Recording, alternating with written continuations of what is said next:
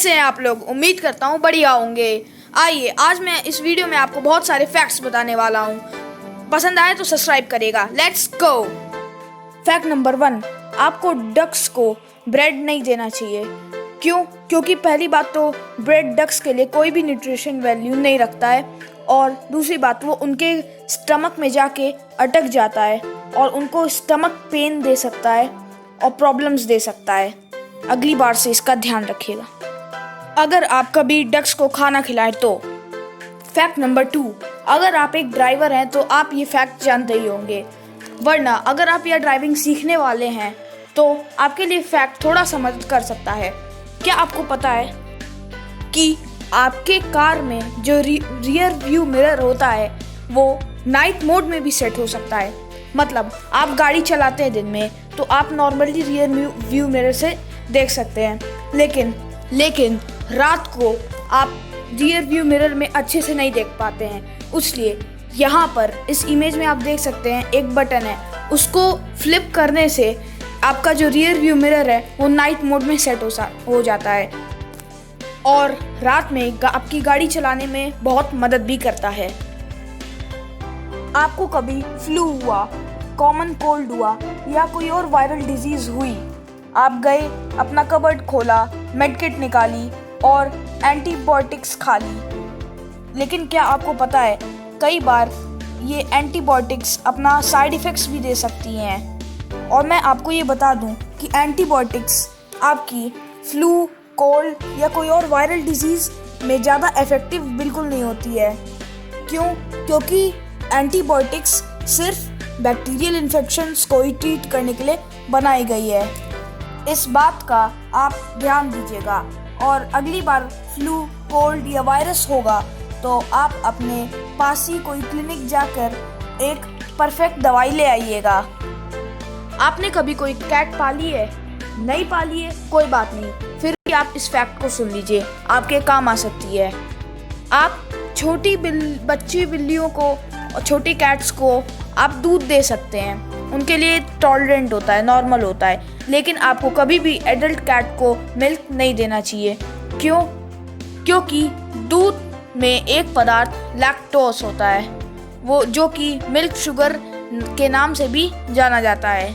इसको डाइजेस्ट करने के लिए बिल्लियों के इस में लैक्टेज नाम के एंजाइम का होना बहुत ज़रूरी है, जो कि छोटी बिल्लियों में तो होता ही है, लेकिन बड़ी बिल्लियों में इनका प्रोडक्शन बहुत कम हो जाता है, तो बड़ी बिल्लियों को ये नुकसान कर सकता है।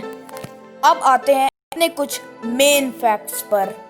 आपने बॉडी बिल्डिंग का सपना तो बहुत देखा होगा, कई लोग कर भी नहीं पाए होंगे या कई लोग कर भी लिए होंगे, लेकिन क्या आपको पता है कि हर एक इंसान के अंदर 6 पैक्स होते ही हैं, लेकिन वो दिखाई नहीं देते हैं। क्यों?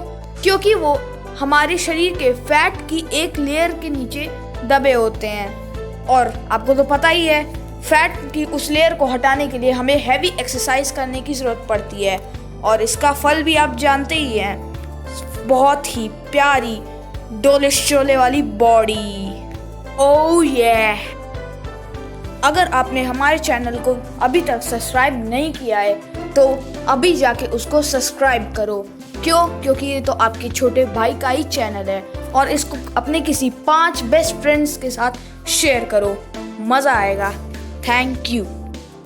आपने मधुमक्खियों के काटने का दर्द तो कभी ना कभी झेला ही होगा। हाँ, मैंने भी झेला है, मैं जानता हूँ दर्द। 5 बार काट चुकी है, एक्यूरेट मेजरमेंट। हाँ, बस आगे बढ़ते हैं। तो क्या आपको पता है, ये फैक्ट थोड़ा वियर्ड होने वाला है। हाँ, तो क्या आपको पता है कि मधुमक्खियाँ एक दूसरे को भी काटती हैं?